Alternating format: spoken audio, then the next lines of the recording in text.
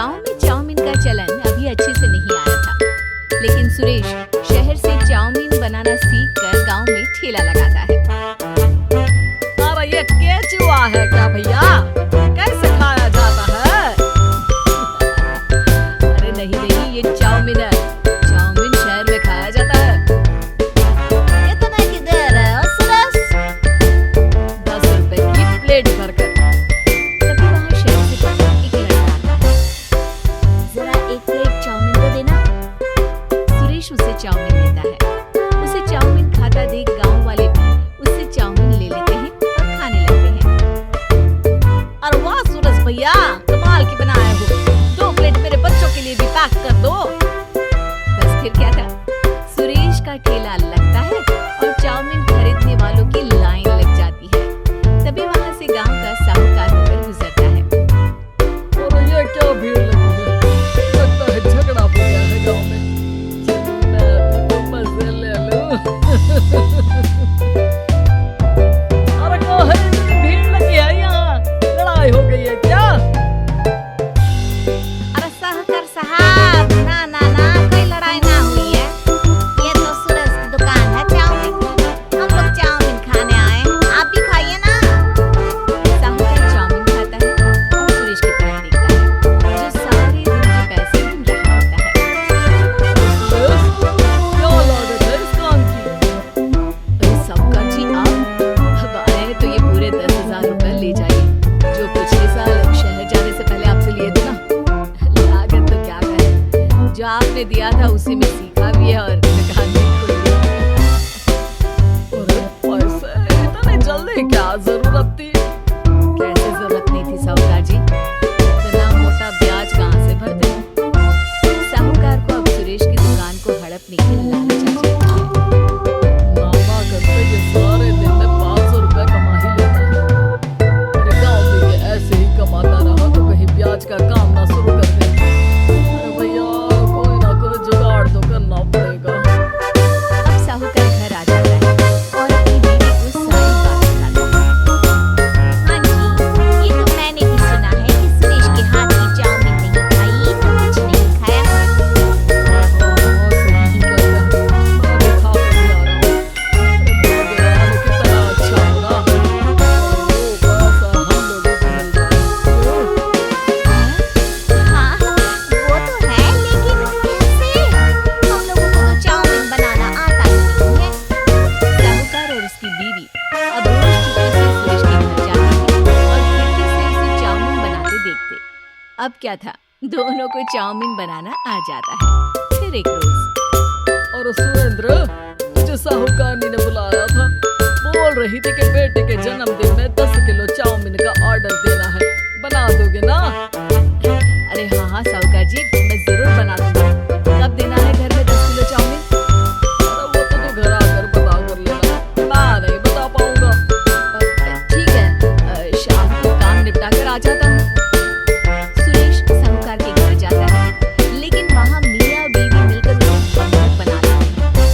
अरे मुझे क्यों बांध रखा है? मुझे छोड़ दो। आज से तेरा ठेला मैं लगाऊंगा और बहुत सारे पैसे कमाऊंगा।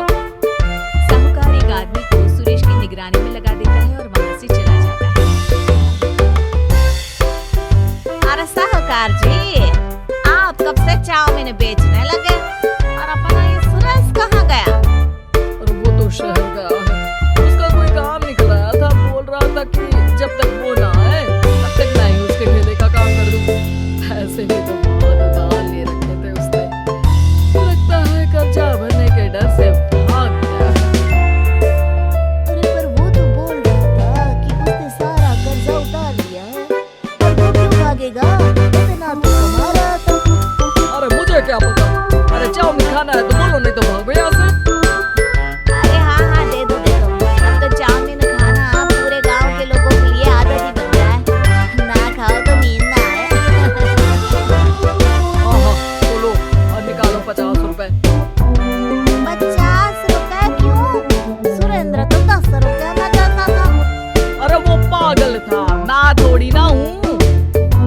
गांव वाले जिनको चाउमीन की लत लग गई, वो करते भी क्या?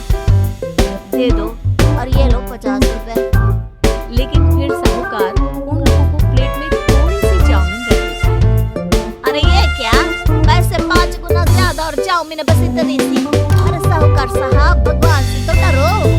बस फिर क्या था, साहूकार की मन मर्जी चलने लग जाती है और गांव वाले करते भी क्या।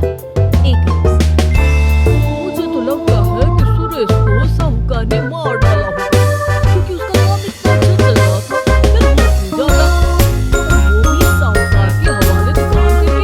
हाँ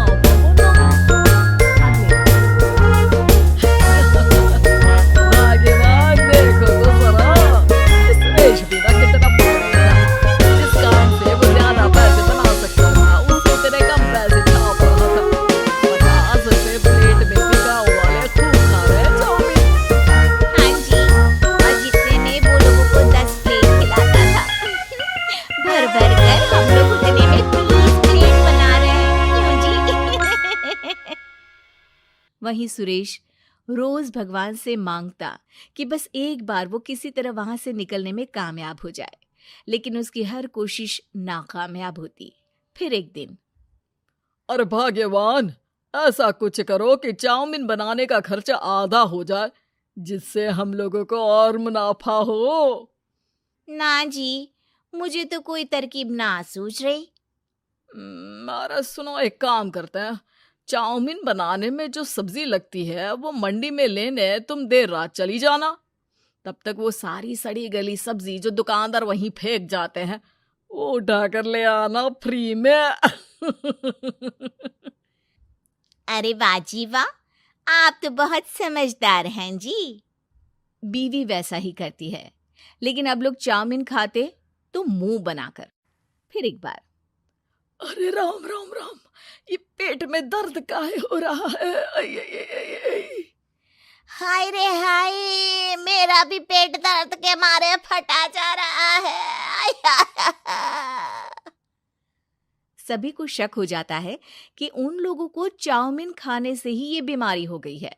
वहीं दूसरी तरफ जो आदमी सुरेश की निगरानी कर रहा था, वो सो रहा होता है और मौका देखकर सुरेश वहां से भाग जाता है। सुरेश गांव वालों के पास जाकर उन्हें सब कुछ बता देता है। बस अब क्या था, साहूकार के घर पुलिस पहुंच जाती है। चलो, तुमने गांव के लोगों को खराब सब्जी वाली चाउमीन खिलाकर बीमार किया और सुरेश को बंधक बनाया। तुम्हें इसीलिए हम गिरफ्तार कर रहे हैं।